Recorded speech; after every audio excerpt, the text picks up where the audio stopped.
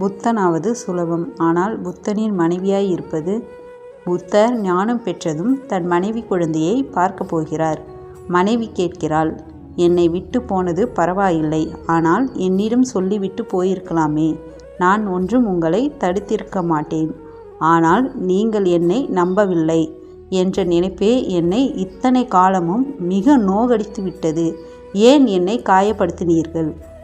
புத்தர் அவளிடம் மன்னிப்பு கேட்டுவிட்டு தான் பயந்தது அவளை அல்ல, தன்னை தான் என்கிறார்.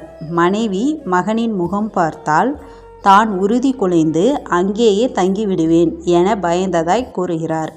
அடுத்து அவர் மனைவி மிக செறிவான ஒரு கேள்வி கேட்கிறாள். அது இதுதான், நீங்கள் இந்த அரண்மனையை விட்டு போகாமல் இங்கேயே தங்கியிருந்தால் ஞானம் பெற்றிருக்க முடியாதா? புத்தர் சொல்கிறார், தாராளமாக. அதற்கு நான் மலை, காடு, ஆசிரமங்கள் எல்லாம் தேடி அலைய வேண்டியதில்லைதான்.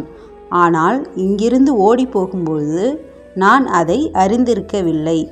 உண்மையில் எங்கிருந்தாலும் எனக்கு இந்த ஞானம் கிடைத்திருக்கும். இடம் பொருட்டே அல்ல. புத்தனின் வாழ்க்கையை போற்றும் யாரும் அவர் மனைவி யசோதராவை பற்றி பேசுவதில்லை.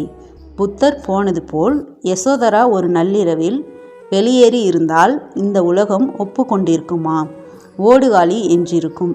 சரி, புத்தர் போன பின்பும் தான் என்ன செய்தது? அவளை வாழாவிட்டு என்றது. அப்படி ஒன்றும் வயதாகி விடாத அழகு மங்கை, ஒற்றை குழந்தை ராகுலன். விடுமா ஆண் வர்க்கம்? சாதாரணமாய் இருந்தாலே விடாது. உரிமையாய் ஒரு ராஜ்யம் வேறு.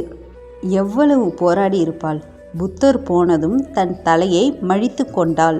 தன் ஆடை அலங்கோலமாக்கி கொண்டாள். ஒற்றை பிள்ளையின் அப்பா எங்கே எனும் கேள்விக்கு பதில் சொல்ல முடியாமலேயே 10 வயது வரை வளர்க்க போராடினாள்.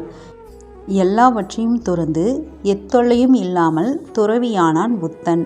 எல்லாவற்றையும் வைத்து கொண்டு எல்லா துயரையும் அனுபவித்தபடி துறவியாய் வாழ்ந்தாள் யசோதரா. எது கடினம்? சொல்லுங்கள், யார் துறவி இப்பொழுது?